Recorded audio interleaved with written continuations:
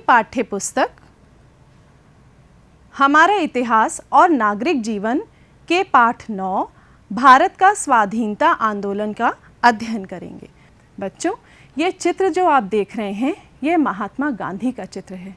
ये हमारे राष्ट्रपिता हैं और इन्हें हम प्यार से बापू कहते हैं। आपको पता है गांधी जी का पूरा नाम? बच्चों, गांधी जी का पूरा नाम मोहनदास करमचंद गांधी था।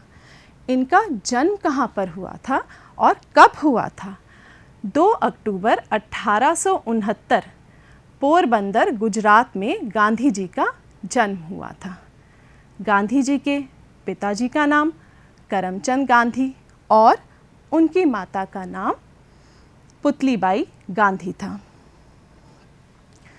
आइए अब हम दक्षिण अफ्रीका में महात्मा गांधी के बारे में चर्चा करते हैं। बच्चों, महात्मा गांधी ने अपनी वकालत की पढ़ाई इंग्लैंड में की और वकालत को उन्होंने दक्षिण अफ्रीका में उसके अंतर्गत कार्यरत थे। दक्षिण अफ्रीका में उन्होंने अनुभव किया कि गैर अंग्रेज़ों अर्थात भारतीयों के खिलाफ जो दुर्व्यवहार था उसको देखकर वो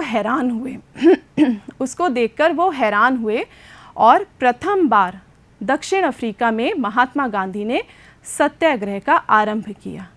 आपके साथ गांधी जी के जीवन की एक घटना को मैं साझा करती हूँ। बच्चों, दक्षिण अफ्रीका में गांधी जी एक बार एक रेल के डिब्बे में यात्रा कर रहे थे और वे उस डिब्बे में चढ़ गए जो कि गोरे लोगों के लिए आरक्षित था। उनको इस बारे में पता नहीं था। इसी बीच एक गोरे अंग्रेज़ ने उन्हें उस डिब्बे से बाहर निकाल दिया और ये कहा, ये काला भारतीय इस डिब्बे में यात्रा करेगा। ऐसा कहकर उसने गांधी जी को डिब्बे से बाहर कर दिया।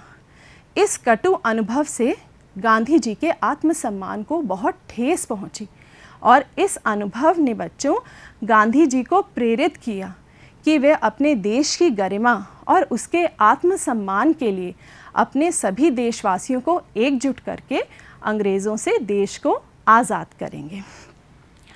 दक्षिण अफ्रीका में संघर्ष के दौरान बच्चों नस्लीय अन्याय के खिलाफ, नस्लीय अन्याय से क्या तात्पर्य है? रंग भेदी, जो रंग के आधार पे जो भेदभाव होता है उसके खिलाफ गांधी जी ने 1906 में सत्याग्रह प्रारंभ किया था और बाद में इसी सत्याग्रह का उपयोग गांधी जी ने भारत के स्वाधीनता आंदोलन में भी किया था। आइए बच्चों, हम गांधी जी के नेतृत्व में प्रथम 3 सत्याग्रह के बारे में जानते हैं। 1915 में गांधी जी भारत वापस लौट आए थे। भारत में गांधी जी का प्रथम सत्याग्रह 1917 में बिहार के चंपारण जिले में हुआ था, जहां उन्होंने कृषकों को संघर्ष के लिए प्रेरित किया था, क्योंकि वहां पर दमनकारी बागान व्यवस्था थी जिसके अंतर्गत किसानों से जबरन नील की खेती कराई जाती थी। 1918 में गुजरात के खेड़ा ज़िले में सत्याग्रह आंदोलन चलाया कर वसूली के खिलाफ। 1918 में फिर अहमदाबाद में सूती कपड़ा कारखाने के मजदूरों के लिए उन्होंने आंदोलन चलाया। एक बार हम फिर से दोहरा लेते हैं बच्चों, गांधी जी के भारत में प्रथम 3 सत्याग्रह कौन कौन से थे? 1917 में बिहार के चंपारण ज़िले में, 1918 में गुजरात के खेड़ा ज़िले में और 1918 में अहमदाबाद के सूती वस्त्र कारखाने में काम करने वाले मजदूरों के लिए उन्होंने आंदोलन चलाया। गांधी जी का नेतृत्व। अब हम गांधी जी के नेतृत्व को स्वाधीनता आंदोलन में विस्तार से समझेंगे। बच्चों, जैसा कि हमने जाना, गांधी जी 1915 में भारत लौट आए थे और 1914 से प्रथम विश्व युद्ध चल रहा था। इसी दौरान गांधी जी के नेतृत्व में सभी भारतीयों ने अंग्रेज़ों की सहायता की। गांधी जी ने ये सोचा था कि प्रथम विश्व युद्ध के बाद अंग्रेज़ सरकार देश को आज़ाद कर देगी, परंतु ऐसा कुछ भी नहीं हुआ। प्रथम विश्व युद्ध के बाद अंग्रेज़ सरकार ने कांग्रेस और क्रांतिकारी की गतिविधियों को दबाने के लिए मार्च 1919 में रॉलेट एक्ट पास कर दिया। कब पास किया था बच्चों? मार्च 1919 में रॉलेट एक्ट पास किया था। इस एक्ट के अंतर्गत अंग्रेज सरकार किसी को भी बिना मुकदमे के कैद कर सकती थी। गांधी जी ने इसका विरोध किया और 1919 में सत्याग्रह आंदोलन आरंभ कर दिया। अहिंसा और सत्याग्रह, जैसा कि हमने पहले भी जाना कि गांधी जी अहिंसा और सत्याग्रह पे विश्वास करते थे। गांधी जी के नेतृत्व में स्वाधीनता आंदोलन की दिशा और तरीकों दोनों में बदलाव आया। सबसे पहले हम सत्याग्रह का अर्थ जानते हैं। सत्याग्रह दो शब्दों से मिलकर बना है, सत्य और आग्रह। सत्याग्रह का अर्थ है सत्य के प्रति आग्रह, अर्थात सत्य के लिए आग्रह करना। गांधी जी का मानना था कि अगर हमारी बात सत्य है तो बिना किसी ज़ोर ज़बरदस्ती या हिंसा का प्रयोग किए बिना हम अपने लक्ष्य को प्राप्त कर सकते हैं, और जिसके लिए हमें केवल सत्याग्रह करने की ज़रूरत है। उनका मानना था कि सत्याग्रह करने वाला व्यक्ति किसी भी कठिनाई का सामना करने के लिए हमेशा तत्पर रहता है। वह किसी भी संघर्ष के लिए, किसी भी अन्याय के खिलाफ अहिंसक संघर्ष के लिए तत्पर रहता है।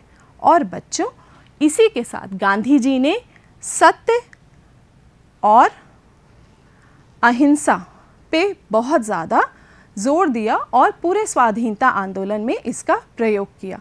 उनका मानना था कि सत्य को हमेशा हमें अहिंसा और सत्याग्रह से प्राप्त करना चाहिए और हिंसा का प्रयोग कभी नहीं करना चाहिए। अहिंसा परमो धर्म। गांधी जी विश्वास करते थे अहिंसा परमो धर्म पे, अर्थात उनका मानना था कि अहिंसा ही सबसे बड़ा धर्म है और हमें अपने लक्ष्य अर्थात देश को आज़ाद कराने के लिए अहिंसा और सत्याग्रह का प्रयोग करना चाहिए। गांधी जी के सत्याग्रह के कार्यक्रम। हमने सत्याग्रह के अर्थ को जाना। अब सत्याग्रह आंदोलन के लिए गांधी जी ने कौन से दो कार्यक्रम प्रयोग किए? असहयोग और अवज्ञा। असहयोग का अर्थ है अन्याय करने वाले का सहयोग ना करना। उनका मानना था कि अगर अंग्रेज़ों को अपनी सरकार चलानी है तो वह स्वयं चलाएं। अवज्ञा का अर्थ था अनुचित लग रही बातों को ना मानना। गांधी जी कहते थे सरकार की जितनी बातें हमें अनुचित लग रही हैं उन्हें हमें स्वीकार नहीं करना है।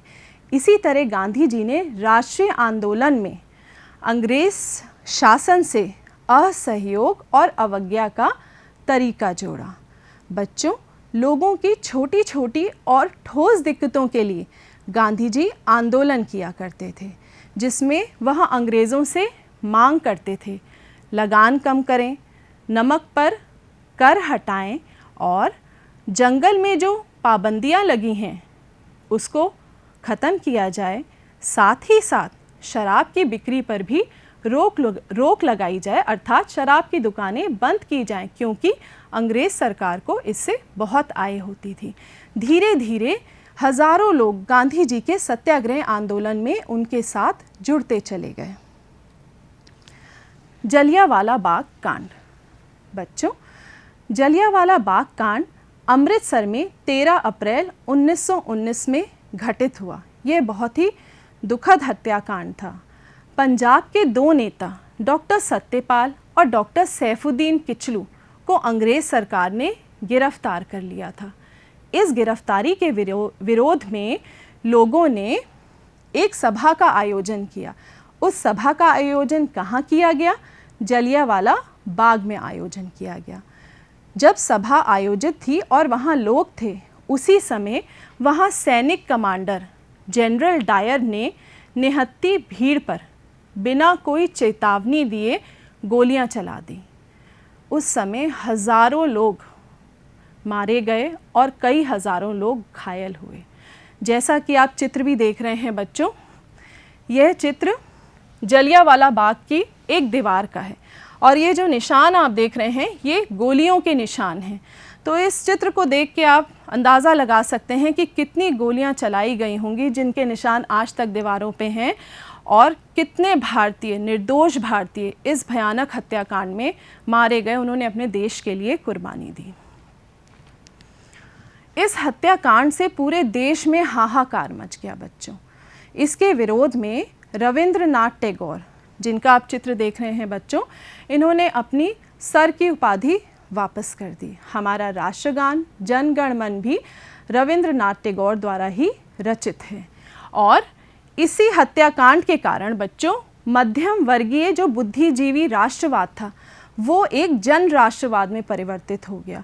अब इसमें केवल बुद्धिजीवियों के अलावा मजदूर, किसान, छात्र सभी सम्मिलित हो गए और इस हत्याकांड से हिंदू मुस्लिम एकता का अभूतपूर्व प्रदर्शन हुआ। वे सभी एकजुट हो गए और अन्याय के खिलाफ लड़ने के लिए एक साथ खड़े हो गए।